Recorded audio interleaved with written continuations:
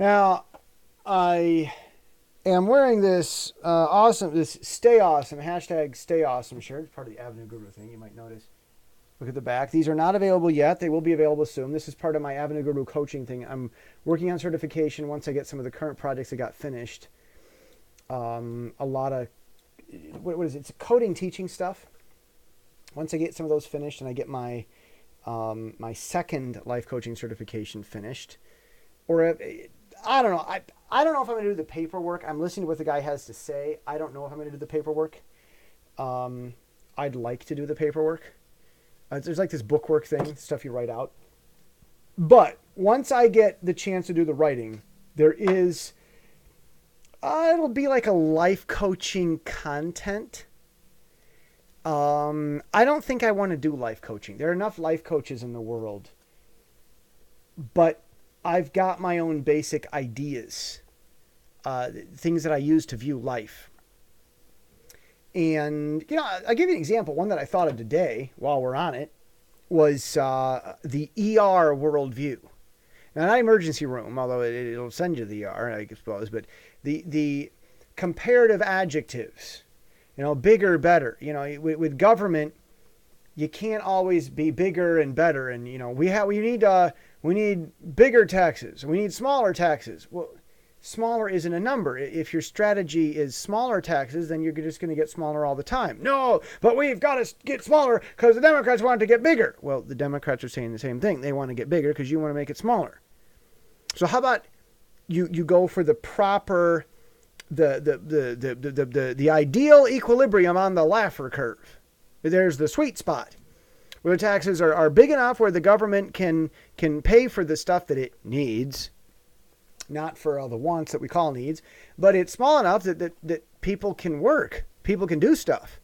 If taxes are too big, then people aren't getting paid enough, or it's taking too much money from the companies, which don't have infinite resources, as much as we'd like to be angry and say that they do. So, yeah, the ER worldview. If you have a bigger, better worldview, that's always a problem. Use superlative adjectives or just regular adjectives, but don't do the comparative adjectives to define your worldview. Napoleon had an ER worldview. He wanted to conquer. That's not a comparative adjective, but conquering is a constant. You're constantly expanding, and that doesn't work. It doesn't work. You have to have a static, stable, this is your set goal. When you get there, you stay there. You can improve your quality constantly, but the goals of what you're doing, I've reached goal, I've achieved the goal, and so I'm finished with this project. I'm going to do a different project now. That has to be your worldview, not just always more, or less. And you get these teachers that they teach, you got to have more of this and more of that, and they're always talking this way, and their people eventually get messed up. And I'm not talking teaching method here. The teachers who say more, less, the teachers that say that kind of stuff because that's in their thinking. So anyhow, I've got a series of teachings like this, and the hashtag Stay Awesome thing that I've got here on this shirt, which the shirt will be available at some point soon, but I'm not making it available yet. It's still a prototype. That will be part of the teaching because that's part of the Avenue Guru. Now, I said that today I was going to talk about atheism, and I also want to talk about borders. And I'm not going to get too much into the border, but atheism, the problem with atheism is that this goes back to worldview stuff. Hold on. Monster tongue. They say that Monster drinking energy drinks will kill you. I'm hoping so, because I've gotten enough done in one lifetime, and I have to constantly argue with this lazy body that doesn't want to go do anything. I have to push it. It doesn't even want to exercise. I'm like, dude, you look handsome and fantabulous with all this exercise, and but you don't want to do it. So I got this stupid body that doesn't want to listen to me. So I got to drink this energy drink to make it do stuff. If this energy drink will kill me sooner, then goodness, we need more of it. I don't know. I don't want years added to my life. I want life added to my years. And this whole thing about it's going to kill you. Look, Limbaugh said it. caffeine will kill you, but caffeine, studies show, doctors say, caffeine or drinking coffee proves that people are less likely to get cancer or something. Everything's going to kill you. Drink cancer. If you don't drink coffee, you could die of cancer, but caffeine will kill you. Everything's going to kill you. And when are people going to stop worrying about not dying and start worrying about living? That's kind of what Stay Awesome is really all about. Okay, godliness. The trouble I have with atheism. See, I've got my own worldview. I just explained one of them. Avenue Guru is the venue that I put it through. .com, books, etc. I am not hungry looking for advice from people to try to tell me how to be a better me. I'm not hungry for that. I'm a certified life coach in one curriculum. I'm getting the certification in another curriculum. And I like the guy. I love what he's saying. It's great reminder stuff, but all of it I've heard before, multiple times. I'm doing it for the certification and for the refresher and for the professional review. I'm reviewing him. I want to know what people are saying. It is valuable. But this is not this wonderful new epiphany that I'm having by getting my life coaching certification. It's mostly boring to me because I'm qualified to teach on the subject. If these life coaching programs I was going through were actually had me, if I was excited about learning so much, then I wouldn't be qualified to teach on it. So it's wonderful, good stuff, but I have a healthy amount of boredom because I know what I'm doing. And I am not lacking for good advice. In college, I learned how to teach myself what the Bible says, what the Bible means. That's not easy. It's literature. Literature is not easy to understand at face value always. It takes time. The biggest way to know what the Bible is to read it a lot. Nothing will help you understand what the Bible means like reading it a lot. But the problem is atheists tend to have this idea that they're stuck on. Tend to. I'm not making a generalization about everybody. But atheism tends to try to provide answers to people who aren't asking. It tries to answer questions that for other people that those other people are not asked, questions that aren't being asked. It answers questions that aren't being asked to people who aren't asking. Atheists have all this philosophy. Some of them, not all, unfortunately, are very well read.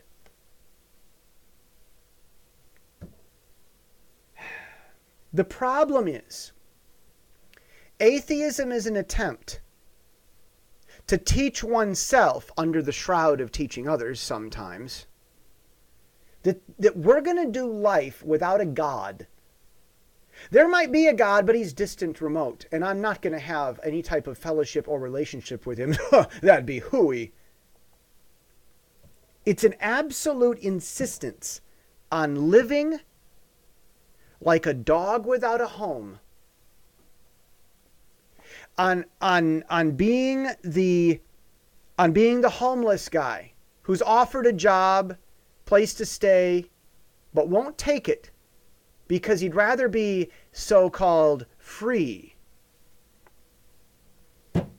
In the recent thing about not bowing, and I'm not saying who this is about. I'm not going to, it doesn't matter. You wouldn't know him anyway. But the recent thing here in Asia about not bowing, an atheist has said, that's why I don't like Christianity. It gives you too many rules. This coming from a person with an absolute train wreck of a family. And my thoughts on this are very simply, not bowing to an idol made of stone or wood or metal, a man-made idol that can't help you. Not bowing to this man-made thing that can't help you is a very small price to pay in order to have a God that loves you that you communicate with. If I'm delusional in believing that God talks to me, I have a wonderful life and I'm better off because of it. It would be a healthy delusion. So the whole delusion argument, you're delusional. They only say that because they want to try to say that my belief is invalid and therefore unhelpful. No, it is helpful. My belief in God, whether it's true or not, proves to be helpful in my life. And the atheists that I've known, every single one of them, have never had a good, happy life. They didn't want to be tied down to not being able to bow down to a piece of wood. Or they didn't want to have to be stuck with this one God that loves them and can help them with everything. They didn't want to be limited by that. That was too big of a price to pay for them. So instead, they paid the price of a happy life. And none of them lived happy. Yeah, small price to pay. Everything has its price. Border walls. Same thing. Borders should not be crossed. I'm kind of wondering if America hasn't figured this out. Why are we having a discussion about this? Lots of people don't want to go through the door. They insist on breaking the window and crawling through the window to come into the house. Why is this a question? There's an open door right over there. Go through the open door. If there's too many people in the house and you got to wait in line, then wait in line. Why are they trying to crawl through the window? If they want to do the right thing and have a better life, do what the Americans who died for their freedom did and go back to your country and fight for your freedom there. If nobody wants to be free in your country, do like Gandhi did and inspire people to become free like he did with India. Stay at your home and cultivate freedom there. Don't try to run away from your problems thinking that moving to a different town is going to fix everything for you. That's a basic concept of life coaching. Pardon my French. No, I just ate like 2 sliced up apples. It was delicious.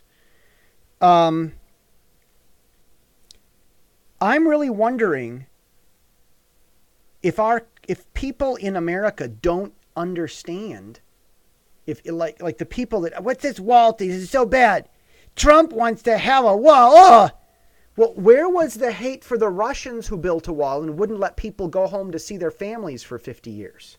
What about that wall, the wall of Berlin? I don't see people complaining about that. And it was past and bygones. But in the day, the left, they didn't want, Reagan said, tear down this wall. And they didn't like that. But they're all mad about Trump wanting people to go through the door instead of breaking the window to get in. Do people not know this? You can't cross a border without an inspection. You shouldn't do it. It's trespassing.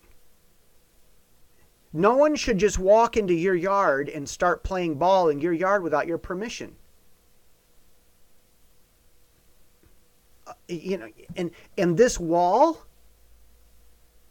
it's going to protect people's private walls. Where do you think people that run over the border are running on? They're running on private property.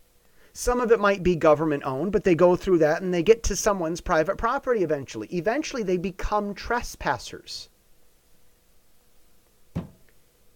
You cannot... Now, state to state, that's one of the miracles why America is so wonderful, so great. America is just the best because you can go from state to state without an inspection. But the state isn't just, it's not just a city or something or a province. It's an outright sovereign government. You can go from what would normally be a country in Europe from one to the next without a border inspection because America is a federation. It's that awesome. America is what the EU wanted to be. America's like a mini EU already. That's the thing. People want to attack America, but then they want the EU to do that. It's like, well, that's what it's supposed to be, a federation. We don't need America to join with Canada. What we need is the Canadian provinces to become the 52nd, 3rd, 4th, 5th, 6th, 7th, whatever states. If you really want to do it, that would be it. So I don't get what the hang up is. You can't go over a border from one country to another country without an inspection. You can't do that. What's the hang up, man? There have to be rules somewhere, because if you don't have rules, rules can feel limiting and oppressive, but so is living on the street. If you live on the street, the cold will oppress you. Not having a place to sleep will oppress you. Being beat up and mugged will oppress you. You either get oppressed by having to give up a few rules. You can't just drive wherever you want on the road. You got to choose the right side, or like in the UK, the wrong side. You have to have some limits in order to give yourself greater freedoms somewhere else. And part of being godly is living like there's a God above you. If you are godly, that means that you belong to a God just like a dog belongs to a master.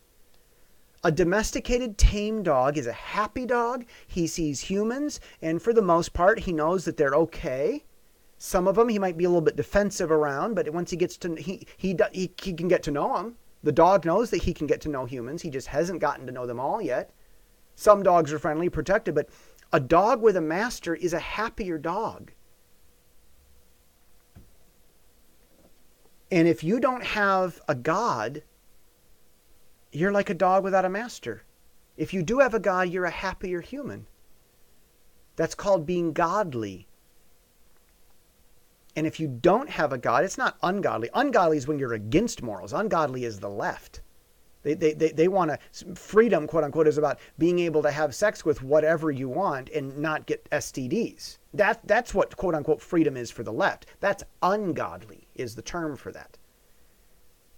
But if you want to do the atheist thing, that's not ungodly or godly. That's called godless. And I live my life as if there's a God above me telling me where to go, guiding me, and I have a moral conscience, and I follow principles, and I follow that quiet leading in my heart, which I do hear and does lead me to good things that no common sense would ever take me. Like, that sounds ridiculous. Well, do it. I feel like I'm supposed to do it, and I do it, and it turns out well. That's called godliness. And when I would take advice, either during the time that my father was, before he had his Christian breakthrough and discovered that there is a God, when my father was trying to be godless, or when I take advice from other atheists, it totally messes me up and my life begins to just fall apart, and I don't like that. I am not so hungry for advice from people that I'll just lap up advice or correction or arguing about how to live or how to be from people whose main goal isn't to have a happy life, but just to make sure that whatever life they have, there isn't a God telling them what to do. That's having a God that gives you power is a small price to pay, quote unquote price. I don't even think it's a price to pay at all. Not bowing down to an idol. That's the second command. That's not a cost. That's a blessing. You know how much time people waste bowing down to fake gods? My goodness. I don't consider it a price at all.